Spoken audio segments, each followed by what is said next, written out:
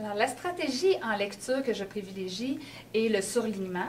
Et bien qu'il soit enseigné en classe, je vais beaucoup le travailler en individuel avec les élèves. Alors, mon outil privilégié pour le surlignement pour les dyslexiques, c'est cette petite réglette qui est vendue par la compagnie Scholastic, qui permet à l'élève d'isoler une phrase une à la fois.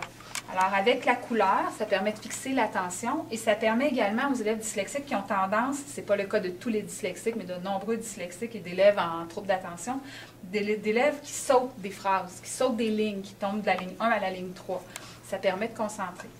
Alors, ce que je vais faire, je vais privilégier le fait de lui lire moi-même s'il est très dyslexique, parce que c'est sûr que compte tenu du nombre d'étudiants en classe, on ne pourrait pas constamment lire tous les textes à tous les étudiants.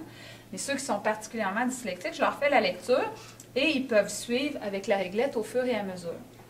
Puis, je procède à une deuxième lecture pour trouver les idées principales et les mots-clés.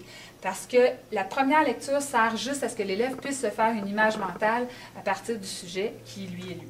Donc, pour la deuxième lecture, je prends une règle ordinaire, un marqueur fluo encore, et là, je lis phrase par phrase. La Terre, cette planète bleue sur laquelle nous vivons, est la troisième par la distance du Soleil dans le système solaire. Donc, je n'y vais pas par ligne, parce qu'une ligne tout seul n'est pas nécessairement une unité de sens, mais j'y vais par phrase, ce qui fait juste une bonne dose d'information pour la mémoire à court terme de l'élève. Si je lisais tout le paragraphe, il aurait déjà oublié les mots-clés de la première. Donc, je lui demande ensuite quels sont les mots-clés. Bon, il me dirait par exemple la Terre, la troisième, du Soleil, par exemple.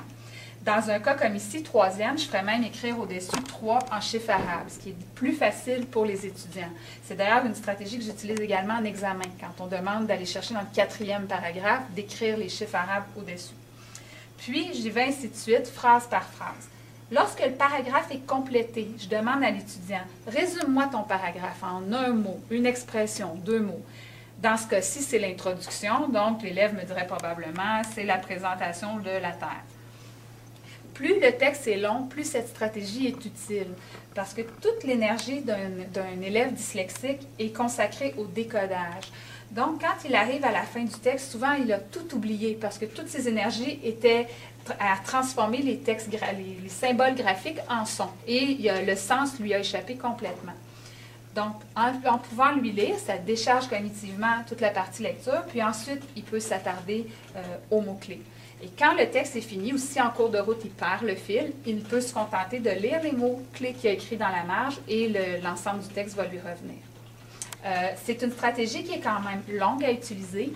Donc, il va arriver que je vais demander à un élève qui est non dyslexique dans la classe d'assister un élève dyslexique pour le faire avec lui.